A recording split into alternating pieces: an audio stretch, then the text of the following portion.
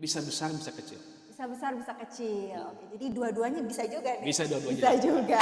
Dari Kemenak Cimahi suara bermula, cerita baik untuk sesama. Nilai dan karya menyatu di sana. Podcast Berseka hadir dengan makna. Podcast Berseka, suara yang berdampak, menyapa hangat, menyalakan semangat. Dari Kemenak Cimahi, Kemenak Cimahi Berseka. Assalamualaikum warahmatullahi wabarakatuh. Saya Nafisa. Welcome to podcast Kemenak Cimahi Berseka. Ruang inspirasi yang menebar nilai kebaikan dan semangat Kemenak berdampak untuk umat. Di podcast ini, kita berbagi kisah dan pemikiran yang mengajak kita untuk melayani dengan hati, bekerja dengan makna, dan menebar manfaat untuk sesama. Di mana lagi kalau bukan di podcast Kemenak Cimahi Berseka.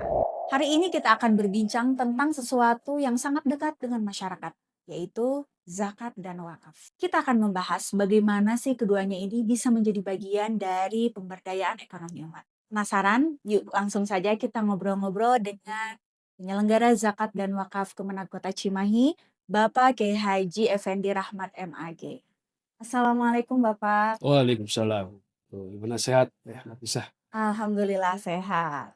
Baik Pak, hari ini kita akan berbincang tentang hal yang dekat dengan umat. Ya. Salah satu hal yang dekat dengan umat adalah tentang zakat dan wakaf. Kita akan berbincang bagaimana sih keduanya ini bisa menjadi bagian dari pemberdayaan ekonomi umat. Oke, baik Teh Nafisa, para wargi Kemenag Kota Cimahi Berseka, insan podcast yang saya cintai semuanya. Dalam program Asta Protas Kementerian Agama nomor 244 tahun 2025 itu salah satu program prioritas Kementerian Agama itu adalah pemberdayaan ekonomi umat.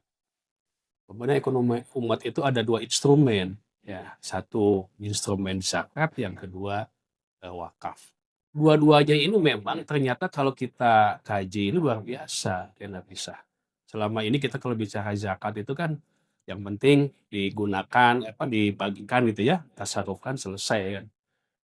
Paradigma sekarang kita dalam hal zakat ini ada dua. Selain distribusi juga ada paradigma namanya pendaya. Nah kalau hanya distribusi itu biasanya berpikirnya konsumtif. Jadi konsumtif itu hanya yang penting zakat yang ada bagikan selesai gitu kan. 8 asnaf misalnya atau mungkin kurang dari 8 asnaf udah selesai. Para mustahik itu mau digunakan untuk apa ya silah.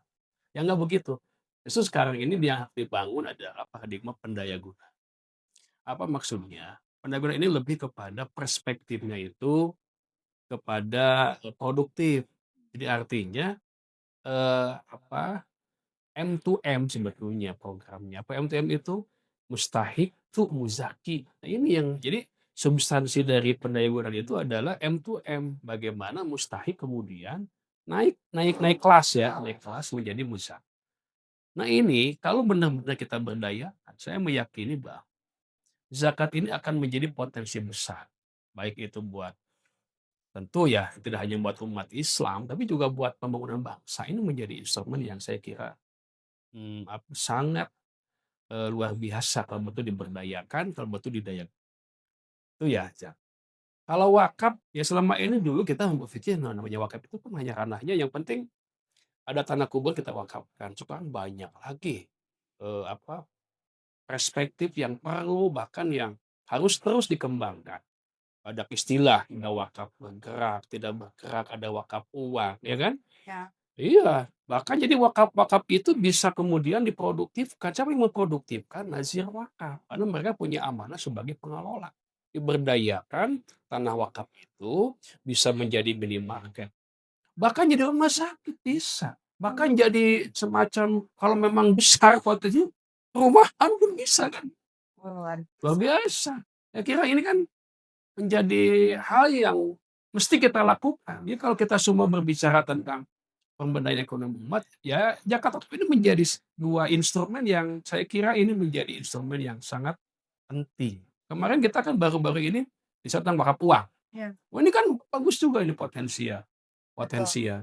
Jadi ternyata pembangunan keagamaan, pembangunan umat, pembangunan nasional itu bisa juga salah satu instrumennya adalah yaitu terkait dengan pemberdayaan ekonomi umat melalui zakat dan wakaf ya. Oke, luar Iya, biasa banget nih, Pak. iya, Saat ini kan Bapak sedang mempersiapkan ya, iya, acara kick off pemberdayaan ekonomi umat iya, dan seminar ekoteologi tahun 2025. oke. Nah, kalau boleh tahu apa sih latar belakang, Hmm, dari acara itu? oke, baik. Jadi kita ini kan ASN ya, kalau bicara latar belakang tidak lepas dari regulasi ya, regulasi terkait dengan undang-undang zakat, undang-undang wakaf, terus yang Asta Protas, itu menjadi latar kan secara normatif. Yang kedua secara apa ya, lihat realitas ya, lihat kenyataan di lapangan. Memang mau tidak mau, kita ini harus terus menggerakkan zakat dan wakaf ini. Sehingga kemudian kalau kita bicara tentang Kementerian Agama berdampak, Ya, maka dari perspektif saya selaku penyelenggara wakaf itu adalah zakat wakaf zakat wakaf berdampak. berdampak. Nah, Baik. zakat wakaf berdampak itu seperti apa konsepnya? Konsepnya adalah salah satunya misalnya kita insya Allah nanti hari Kamis tanggal 20 November akan mengadakan kick off ya. Kick off apa? Kick off gerakan wakaf 1000 Quran. Iya, Kemudian di situ ada zakat produktif, betul. kemudian apalagi itu, mualaf center, kemudian kampung zakat. Nah, itu kan saya kira itu, apa, secara substansi semuanya bernuansa pemberdayaan ekonomi umat, ya kan? Zakat produktif, coba mana potensi-potensi yang bisa dikembangkan. Kemudian bicara tentang wakaf Quran juga itu produktif. Jadi Quran ini, kita bisa kemudian kita bagikan kepada masjid-masjid, madrasah, atau tempat-tempat yang membutuhkan Al-Quran, gitu kan. Kemudian bicara tentang kampung zakat. Nah nanti insya Allah kita mudah-mudahan saja lancar, nanti kita punya kampung zakat. Seperti apa sih konsepnya? Jadi bangunannya adalah di dalamnya itu ada muzaki tentu, di situ ada mustahik, tapi tadi diberdayakan. Diberdayakan. Jadi di situ ada mungkin di situ ada konak ekonomi, ya kan, misalnya pedagang apalah gitu kan. Pendidikan juga bisa di situ, dakwah juga di situ. Nah, sehingga kan Kampung Jakat ini sebetulnya menjadi pilot project, menjadi sebuah bangunan. Ini loh, jadi kalau kita bicara tentang Kemenak berdampak, zakat wakaf berdampak. Nah ini wujudnya Kampung Zakat. Kampung zakat. Itu Baik. wujudnya. Insya Allah nanti kita launchingkan atau kita kick off kan nanti tanggal 20 Februari. Oke, luar Kira itu. biasa. Menarik sih, Pak. Ya. Nah ini kan ada juga tema ekoteologi ya, Pak, ya. Oke, Nah, iya, iya. apa sih hubungannya dengan ekonomi umat Iya. ekoteologi? Oke, jadi begini, saya kira ekoteologi ini kan kalau bicara secara pendekatan akademis, itu kan di situ ada 3 aspek sesungguhnya. Apa yang dimaksud 3 aspek itu? Yang pertama adalah, hubungan manusia dengan Tuhan, ya, dengan Sang Pencipta, dengan Sang Khalik. Yang kedua adalah hubungan manusia dengan manusia. Nah, ini seperti apa manusia dengan manusia itu? Saya kira di situ ketika kita bicara lingkungan, bicara apa, aspek bagaimana kemudian ditanamkan, manusia itu cinta kepada lingkungan. Di dalamnya ada penanaman berarti kan di situ ada ekonomi juga. Apa ekonomi yang dimaksud? Penjual-penjual pohon, penjual bibit pohon itu akan bergerak juga. Untuk apa? Untuk kita nanti beli, kita tanam di situ, ya kan? Bergerak juga. Nah, kalau sudah kemudian, pohon-pohon itu, bibit pohon itu kemudian ditanam, itu kan akan menghasilkan produk. Misalnya kita menanam pohon apa sih? Pohon mangga. Tanam banyak, menghasilkan. Bisa jadi bisa jadi itu potensi ekonomi, bergeraklah ekonomi kita. Jadi tiga ini aja, manusia dengan Tuhan, manusia dengan alam. Cinta alam, cinta lingkungan, itu kan ekoteologi sebenarnya. Jadi kalau misalnya ada pertanyaan, apa korelasinya dengan ekoteologi? Ada. Sangat Kenapa? ada Sangat sekali ya, Pak, ya. ada.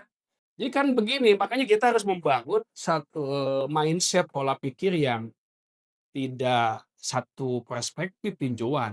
"Ah, ieu mah nya urusannya agama saja," tidak. Bukan, dan agama pun jangan hanya bicara agama dari sisi agama yang letterlek, agama yang sempit. Agama itu luas, ya kan? Berbagai aspek, berbagai, dimensi-dimensi kehidupan. Memang sih Pak di masyarakat sendiri Ya. banyak yang salah paham Mm-mm. tentang pengertian zakat dan wakaf ini. Ya, Jadi kan masyarakat itu yang familiar gitu kalau zakat zakat fitrah ya ya, kan di bulan betul, Ramadan gitu betul. kan ya. Kemudian kalau wakaf juga wakaf tanah. Terus Mm-mm. dibangunlah masjid. Nah itu. Ya, ya, Nah Pak sebetulnya apa sih yang membedakan antara zakat dan wakaf? Dan ya. seperti apa sih seharusnya kita Mhm. memahami zakat dan wakaf ini supaya tidak ada lagi nih Ya, misunderstanding di sekitar masyarakat? ya, ya. Kan yang begini, yang yang substansi ya antara zakat dan wakaf itu kan begini, kalau zakat kan digunakan, diberdayakan, selesai kan, semuanya kan. Jadi misalnya ketika kita berzakat, ya sudah dari asalnya itu dan yang dikeluarkannya ya udah selesai sampai di situ. Jadi bisa bukan berarti habis ya. Ya. Jadi sampai ke asalnya. Tapi kalau wakaf, ketika kita mewakafkan itu kan si asalnya itu tetap di situ ada, bertahan. Jadi nggak bakalan hilang. Kalau zakat itu kan ketika kita mengeluarkan zakat nih uang, misalnya profesi 2,5%, ya sudah kan selesai di situ. Tapi kalau kita berwakaf, maka yang uang asal kita itu masih ada. Nah itu. Nah, yang diberdayakan apanya? Manfaatnya itu. Nilai Manfaat. manfaatnya yang di apa, yang diberdayakan, yang didayagunakan. Jadi itu, ya hampir sama tetapi dari sisi pendayagunaan itu ya tentu berbeda ya. Saya kira dua-duanya sebetulnya sih instrumen penting. Yang mau berzakat ya silakan, yang mau berwakaf pun juga silakan. Oke, investasi jangka panjang Nah, sebenarnya itu yang membedakan, benar. Jadi wakaf itu adalah investasi jangka panjang, benar. Itu yang membedakan. sampai akhirat gitu Sampai ya Pak. akhirat. Oke. Iya, Nah Pak, boleh dong disampaikan harapan iya, terbesar Bapak nih sebagai penyelenggara zakat dan wakaf Kemenang iya, Kota Cimahi untuk para ASN dan masyarakat sekitar terkait program pemberdayaan ekonomi. iya. Baik, saya kira kita semua apalagi sebagai ASN kembali kepada apa yang sudah menjadi mandatori pimpinan kita ya dari level Menteri Agama, Menag, Ya. harus sepakat, harus punya irama yang sama, suara yang sama, visi dan misi yang sama.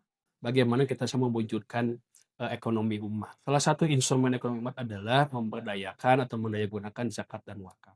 Dan tentu kami selaku penyelenggara mengajak kita semua para ASN masyarakat untuk sama-sama menjadikan bahwa zakat itu sebagai instrumen yang fundamental, instrumen yang sangat mendasar, instrumen yang sangat penting untuk menjadi fondasi ekonomi. Nah, terkhusus tentu dalam rangka pembangunan keagamaan baik itu di level nasional, Jawa Barat maupun di daerah ya, terus di Kota Cimahi.